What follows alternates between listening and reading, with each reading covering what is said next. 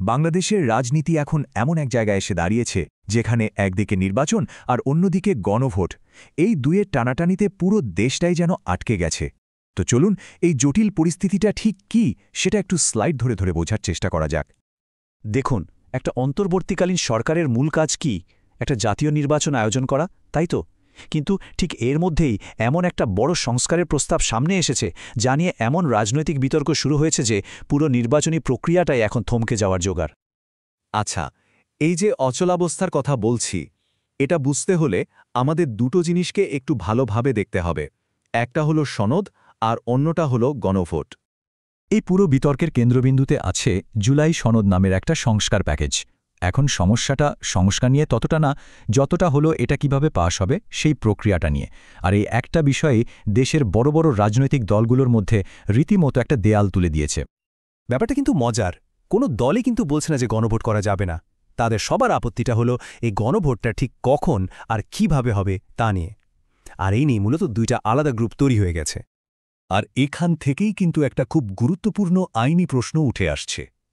প্রশ্নটা হলো, একটা অন্তর্বর্তীকালীন সরকার যারা নির্বাচিত নয়, তাদের কি সাংবিধানিক আদেশ জারি করার মতো ক্ষমতা আদৌ আছে, নাকি এই ক্ষমতাটা কেবল একটা নির্বাচিত সংসদেরই থাকা উচিত?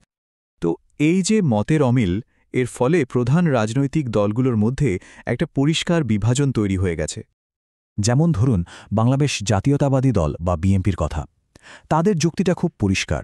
তারা বলছে নির্বাচনের আগে এই গণভোটের জন্য চাপ দেওয়াটা একেবারেই অপ্রয়োজনীয় আর অযৌক্তিক। তাদের মতে একটা অনির্বাচিত সরকারের এই ধরনের সাংবিধানিক আদেশ দেওয়ার কোনো অধিকারই নেই। বিএনপি কিন্তু শুধু আইনি যুক্তিতেই থেমে নেই, তারা এক ধাপ এগিয়ে এটাও সতর্ক করে দিয়েছে যে এভাবে জোর করে কোনো মন গড়া সংস্কার চাপিয়ে দিলে সেটা দেশের জন্য দীর্ঘমেয়াদে বড় বিপদ ডেকে আনতে পারে। এখন ঠিক এর উল্টো দিকে কারা আছে? জামায়াতে ইসলামী আর এনসিপির মতো দলগুলো। তাদের অবস্থানটা একদমই বিপরীত। তারা বলছে, না, সাংবিধানিক আদেশ এখনই জারি করতে হবে এবং গণভোটটা নভেম্বরের মধ্যেই অর্থাৎ নির্বাচনের আগেই সেরে ফেলতে হবে। তারা একরকম আল্টিমেটামই দিয়ে দিয়েছে সরকারকে। এনসিপি তো আরও কড়া ভাষায় কথা বলছে। তারা প্রকাশ্যে বিএনপিকে চাপ দিয়ে বলছে যে আপনারা তো এই সনদে সই করেছিলেন, এখন কেন পিছিয়ে যাচ্ছেন? ব্যাপারটা অনেকটা বিয়ের কাবিনে সই করে এখন বিয়ে অস্বীকার করার মতো। ভাবা যায়, দীর্ঘ ২৭০ দিন ধরে আলোচনা চলছে। এত লম্বা সময় পরেও যখন রাজনৈতিক দলগুলোর মধ্যে এই অবস্থা, তখন আইন উপদেষ্টা আসিফ নজরুলও তার হতাশা লুকাতে পারেননি। তো এই যে দুই পক্ষের মধ্যে দড়ি টানাটানি, এর মাঝখানে পড়ে অন্তর্বর্তীকালীন সরকারের অবস্থাটা বেশ সঙ্গীন। ড মোহাম্মদ ইউনূসের নেতৃত্বাধীন সরকার এখন একটা উভয় সংকটে পড়েছে। একদিকে জামায়াত এনসিপির চাপ, অন্যদিকে বিএনপির হুঁশিয়ারি।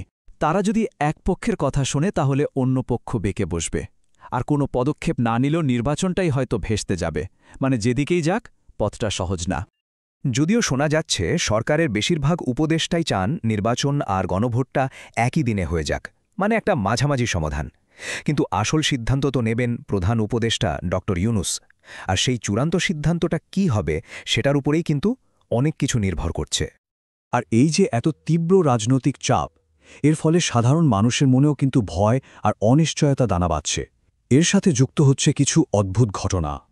স্বয়ং অন্তর্বর্তীকালীন সরকারের প্রধান ড মোহাম্মদ ইউনূস নিজেই কিন্তু একটা বড় আশঙ্কার কথা শুনিয়েছেন। তিনি বলেছেন, আসন্ন নির্বাচন বানচাল করার জন্যে দেশি বিদেশি বড় শক্তি এক হয়ে চেষ্টা চালাবে। কিন্তু এই দেশি বিদেশি শক্তিটা আসলে কারা সেটা তিনি পরিষ্কার করে বলেননি। ফলে তার এই সতর্ক বার্তাটা লোককে আশ্বস্ত করার বদলে আরও বেশি উদ্বেগের মধ্যে ফেলে দিয়েছে।